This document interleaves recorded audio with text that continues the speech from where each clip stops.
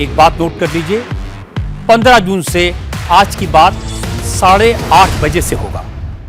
जयराम रमेश कह रहे हैं 17 अप्रैल को हुए अपमान से तिलमिलाए हुए हैं आप, लोकतंत्र का मजाक बना रहे हैं, विपक्षी दलों को तोड़ रहे हैं। मॉनसून सत्र से पहले नंबर गेम के लिए ऐसी कोशिश करते हुए शायद ही पहले कभी किसी पार्टी को देखा होगा।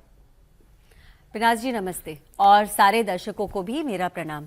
देखिए, चुनाव तो बहुत सारे प्रदेशों में हुए, लेकिन एक ही पॉलिटिकल पार्टी थी जिसके लोग उस पार्टी के साथ रहना ही नहीं चाहते थे। इसकी मुझको आप वजह बताइए।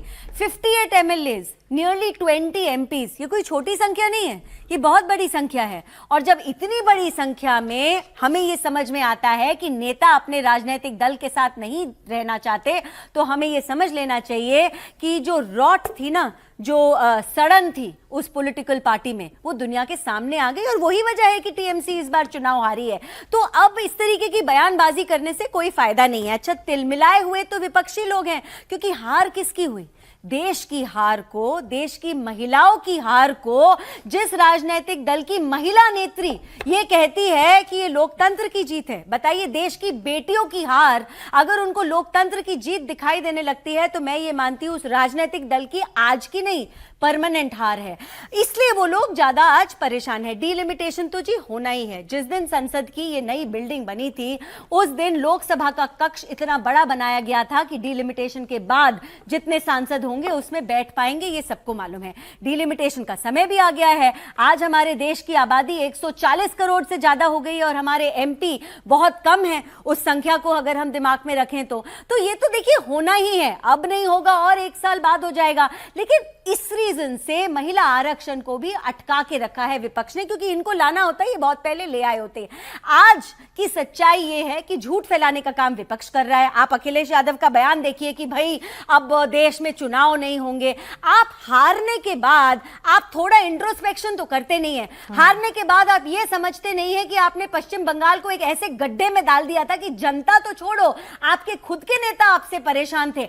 आप ये सोचते नहीं है कि चाहे वो उत्तर प्रदेश की मैं बात करूं, जब आपके हाथ में सत्ता थी आपने क्या 2 पॉजिटिव काम भी करे, आप वो गिना नहीं पाते। जब आपके पास सत्ता थी, उत्तर प्रदेश को बीमारू कहा जाता था। जब आपके पास सत्ता थी, उत्तर प्रदेश में, हम यहां इस समय भी उत्तर प्रदेश में खड़े हुए हैं, शाम के 4 बजे आप महिला तो छोड़िए, एक पुरुष घर के बाहर नहीं निकल पाता था। इस हद की डकैतियां चलती थी, घरों में बिजली नहीं आती थी, सड़कें तो थी ही नहीं। तो जब आज स्थिति बदल गई है देश की, प्रदेश की, तो काम आप जब कर नहीं सकते तो इस तरीके की निंदा ही करेंगे और इस तरीके के बयानबाजी करेंगे। आने वाले हैं चुनाव, अगले साल।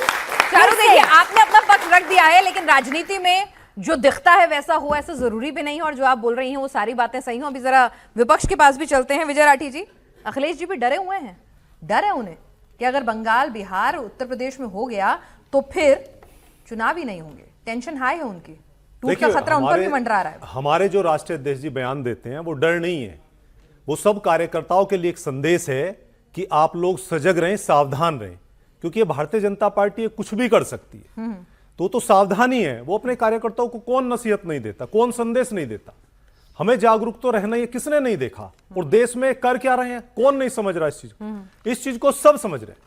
लेकिन उस पर आने से पहले मैं एक जवाब दूंगा। देखिए ना, आपकी पार्टी तो नहीं टूटी भाई, घर में उनके कलेश हो रहा है, टीएमसी में गड़बड़ हो रही है, ठीक है। अगर उद्धव की पार्टी के लोग कुछ ऐसे विरोधाभासी बयान दे रहे हैं तो इनकी क्या गलती है? चारों जी कह रही है हमारी क्या गलती है? आपके घर में सुनिए, आप तो नहीं टूट रहे ना। आप हमारी पार्टी का कितनी मजबूत है इससे अंदाजा लगाइए कि 10 साल से हम तो सरकार में ही नहीं है। ये तो सरकार खत्म होते ही टूट रही है पार्टियां। हमारी टूटने तो गलती बीजेपी की नहीं है, लेकिन हम तो 10 साल से पूरा इन्होंने जोर लगाया। सुनिए, गलती बीजेपी की नहीं है, पूरा जोर इन्होंने लगाया और आज भी लगाया। लेकिन समाजवादी पार्टी के कार्यकर्ता, नेता इतने मजबूत हैं कि भारतीय जनता पार्टी को स्पेस ही नहीं मिल पा रहा। कोशिश तो ये पहले दिन से कर रहे हैं, लेकिन 2024 में जब इन्होंने मुंह की खाई, उसके बाद अब ये 2027 का रास्ता तलाश रहे। इसलिए पूरी टीम इनकी उत्तर प्रदेश पे फोकस है। लेकिन एक चीज का मैं जवाब दूंगा। अभी आप देखें, यहां बहुत सारे स्टूडेंट्स बैठे हुए हैं, ये किसी धर्म जाति के हो या किसी पार्टी को वोट देते हैं, उसमें कोई दिक्कत नहीं है, इनका स्वागत है।